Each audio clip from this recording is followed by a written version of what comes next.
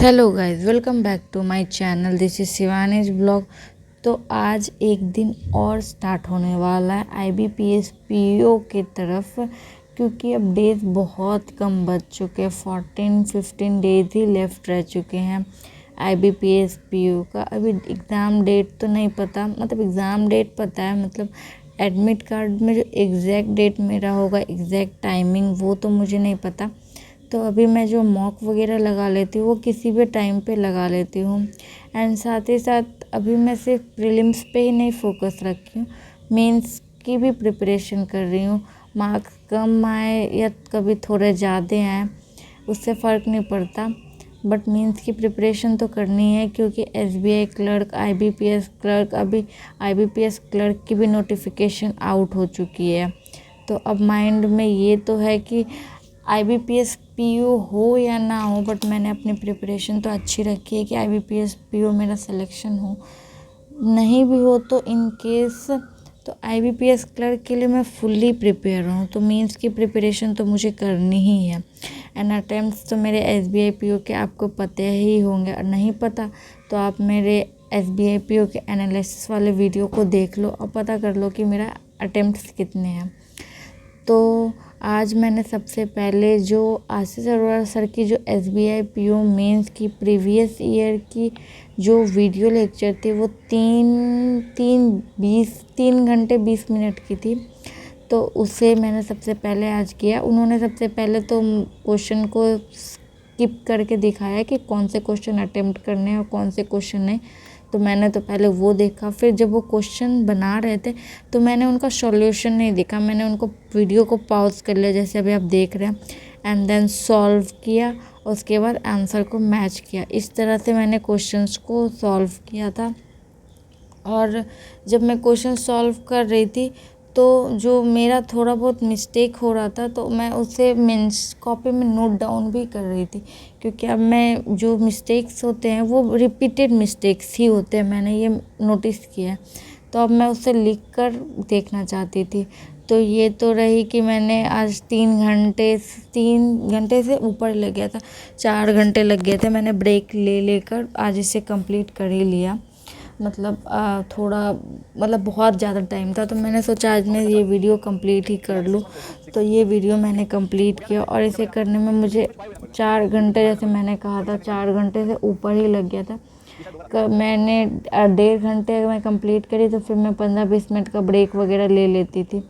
तो उसके बाद फिर मैंने जो सौरभ सर की जो SBI क्लर्क मीन्स की 2025 की जो पजल की वीडियो थी, उससे 1-2 ही पजल सॉल्व किया था। एक ही पजल करते करते तो मुझे 1 घंटे लग गए थे। मीन्स की पजल बहुत ज़्यादा ही लेंदी होती है, तो वो करने में मुझे 1 घंटे लग गए थे। तो मैंने 1-2 ही पजल किया, उसके बाद फिर मैंने नहीं किया।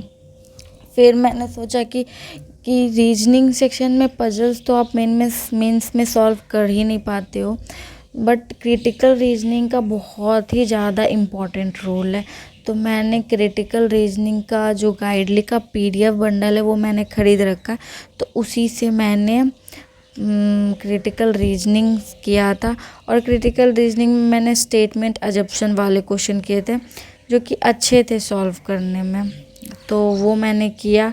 एंड बस इतना ही आज कर पाई। उसके बाद तो फिर मतलब ये करने में ही मेरा बहुत ज़्यादा टाइम लग गया। फिर करंट अफेयर्स वगैरह भी पढ़े थे। आप मुझे बताइएगा कि आपके क्रिटिकल रीजनिंग का सेक्शन आपका कैसा है। मेरा तो ठीक ठीक ही है, क्योंकि पजल्स वगैरह तो मुझे पता है कि मैं जब मेंस का एग्ज़ाम दूंगी, या मेंस का मैं मॉक भी देती हूँ, तो मैं पजल्स वगैरह नहीं कर पाती हूँ। मतलब मेंस के नहीं कर पाती, प्रीलिम्स के तो कर लेती हूँ। अगर कर भी लिया तो पूरा टाइम उसी पजल में ही निकल जाएगा, तो इसलिए मैं नहीं करती। फिर मैंने ब्रेक में मैगी खाया, उसके बाद अगेन मैं पढ़ने के लिए बैठ गई। जब इस बार मैं पढ़ने के लिए बैठी तो मैंने सबसे पहले चेक किया कि कौन सा मॉक टेस्ट मैं दे दूँ। तो टेक्स्ट बुक और गाइडली का तो लाइव मॉक मैंने दे दिया था। मैंने चेक नहीं किया था कि ऑली बोर्ड पे भी मॉक टेस्ट अभी अवेलेबल है, तो मैंने IBPS PO का गाइडली के ही प्लेटफॉर्म से मॉक टेस्ट दे दिया। तो अभी आप चलिए स्क्रीन पे दिखाती हूँ कि मेरे मार्क्स और एनालिसिस क्या है। चुकी हूँ एंड अभी मैं आपको दिखाती हूँ। IBPS PO का ही मैंने 2026 वाला मॉक लगाया था एंड ये मॉक नंबर 2 लगाया था। इसकी स्टोरी तो मैं भी आपको बताऊँगी। इसे मैंने दो बार अटेम्प्ट किया। फर्स्ट इसका सबसे पहले लेवल चेक कर लेते तब मैं आपको स्टोरी बताती हूँ। तो इंग्लिश में मेरा लेवल था ईजी, क्वांट का easy to moderate and reasoning का मॉडरेट था। तो मैं भी आपको दिखाती हूँ स्कोर। तो आपको लगेगा स्कोर 1, नहीं मैंने इसे री अटेम्प्ट किया था जैसे मैंने आपको पहले बताया था। क्योंकि जब मैंने फर्स्ट अटेम्प्ट किया था तो मेरा क्या हुआ था ना, मैंने मिस्टेक से इंग्लिश का सेक्शन ही सबमिट कर दिया। अब इंग्लिश का सेक्शन ही सबमिट कर दिया तो टेस्ट देने का क्या फ़ायदा होगा। तो इसी वजह से मैंने दोबारा टेस्ट दिया और इस बार मेरे स्कोर बने 45.287। अटेम्प्ट मेरे 49 थे। इनकरेक्ट मैंने कम किया, कोशिश कर रही हूँ कि इनकरेक्ट कम हो, तो एक्यूरेसी रहेगी तभी स्पीड बन पाएगी। तो कोशिश कर रही हूँ कि कम हो जाए मेरे मिस्टेक्स। इंग्लिश में बहुत मिस्टेक्स होते थे तो इंग्लिश में मैंने 2 मिस्टेक किया, क्वांट में मैंने 13 अटेम्प्ट किए, 1 मिस्टेक हुआ, रीजनिंग में मैंने 13 अटेम्प्ट किया और 1 भी मिस्टेक नहीं हुआ। तो सबसे पहले मैं आपको इंग्लिश में दिखाती हूँ कि मैंने क्या मिस्टेक किया। मुझे लगता है कि मैंने बहुत, हाँ ये मैंने मिस्टेक किया था, यहाँ पे BDAF होना चाहिए था। अरे तो AF ही होना चाहिए, BD का कोई रोल ही नहीं है। तो ये तो गलत, ये साफ ही साफ दिख रहा है। पता नहीं मैंने कैसे उस टाइम गलती कर दिया था, ये नहीं पता समझ में आ रहा है मुझे।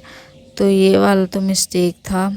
एंड सेकेंड उसी में गलती था, इसमें नन ऑफ दीज होना चाहिए था बट मैंने क्या मारा AE एंड CD। अब चेक कर लो, इसमें कोई भी नहीं बनेगा। मैंने नन ऑफ दीज बना दिया था जबकि AE और CD बनेगा। बट क्या करूँ पता नहीं। इफ़ द मॉन्सेस फेड, तो ये तो सही है CD। मैंने क्या सोचा था, मैं अभी आपको बताती हूँ कि ये दोनों क्यों गलत हो गया था। मुझे अभी याद आ गया, मैंने सोचा था कौन सा पेयर नहीं बनेगा। तो मतलब ऐसा, मतलब कि कौन सा वाला, मतलब इसका रिवर्स सोचा था, कौन सा बन रहा है वो नहीं, कौन सा नहीं बनेगा। कौन सा नहीं बनेगा वो मुझे नहीं दिखा था। तो यहाँ पे B का कोई ऑप्शन ही नहीं था, तो इस वजह से मैंने नन ऑफ दीज मारा। सेम उस वाले में भी वही हुआ, इसी वजह से ये दोनों क्वेश्चन गलत हो गए। बाकी ये क्वेश्चन बहुत ईजी थे, आप क्वेश्चन देख लो, आपसे तुरंत बन जाएगा। तो इसमें मिस्टेक्स होने के चांस बहुत कम है। अब मैं आपको क्वांट्स में दिखाती हूँ एक क्या गलती हो गया। यहाँ पे मेरा डिवीजन में रॉन्ग हो गया था, मैंने यहाँ तक सही सॉल्व किया था, यहाँ पे ही मेरा मिस्टेक्स हो गया था लास्ट में। था ओवरऑल प्रॉफिट परसेंट निकालने में, यहाँ पे ही मैंने एरर कर दिया था। मैंने सॉल्व किया था उसके बाद ही मैंने इसका सॉल्यूशन देखा था कि क्वांट में एक मिस्टेक मैंने क्या कर दिया, तो ये मिस्टेक ही था। और इस क्वांट में मेरे अटैम्प्ट बहुत कम है। मैं चाह रही हूँ कि अब मेरे अटैम्प्ट बढ़ें क्योंकि अब मुझे स्पीड भी मेंटेन करनी होगी। ये मिसिंग नंबर मुझे, मतलब रॉन्ग नंबर मुझे करना चाहिए था बट रॉन्ग नंबर करने में मेरे पास टाइम ही नहीं बचा था। और रॉन्ग नंबर मैं हमेशा लास्ट के लिए छोड़ती हूँ कि 3 मिनट बचेगा तो मैं करूँगी, बट रॉन्ग नंबर के लिए मेरे पास टाइम ही नहीं बचा था। तो मैंने रॉन्ग नंबर, अगर मैं करती तो मेरे अटैम्प्ट जो अभी हैं 13, वो कम से कम 17-18 तो पहुँच जाते। तो इस वजह से ये रह ही गया। एंड रीजनिंग में मेरे एक भी रॉन्ग नहीं हुए। इसमें पजल्स थोड़े तो मतलब अजीब से आते, ये वाला पजल आप करना, ये बन गया था मेरे से बट बहुत टाइम लिया था। और ये कब बना था, जब मैंने टेस्ट सबमिट कर दिया था उसके बाद मैंने बनाया, तब बना था। मतलब बन तो जाते बट एग्ज़ाम के प्रेशर में जो गाइडली के जो पजल्स वगैरह आते हैं, मुझे पजल्स पे वर्क करना होगा। और मुझे अपनी कमी पता चल गई कि स्पीड पे मुझे वर्क करना पड़ेगा क्वांट में, एंड इंग्लिश में मुझे एक्यूरेसी पे वर्क करना पड़ेगा जो कि एरर डिटेक्शन से रिलेटेड होगा। तो अभी तो बस इतना ही मुझे अभी इम्प्रूवमेंट करना है अगर मुझे सिलेक्शन चाहिए तो आप मुझे बताइएगा कमेंट सेक्शन में कि आपके कितने मार्क्स बने जो आपने IBPS PO के प्रीलिम्स मॉक नंबर 2 लगाया। मेरा 45.287 बना, तो आप बताइएगा अपना स्कोर एंड आप मेरे एनालिसिस देख के अगर आपको लग रहा है कि मुझे किस एरिया पे ज़्यादा वर्क करना चाहिए, तो आप मुझे वो भी कमेंट सेक्शन में ज़रूर बता सकते हैं। वो भी बहुत अच्छी बात होगी, जिससे मुझे पता चलेगा कि मेरी कमी कहाँ रह रही है मेरे मार्क्स में और मेरी तैयारी में। तो आप मुझे ज़रूर बताइएगा। तो आज के लिए इतना ही। Thanks for watching this video. If you like, subscribe, follow for my guide. Thanks for watching this video. Bye.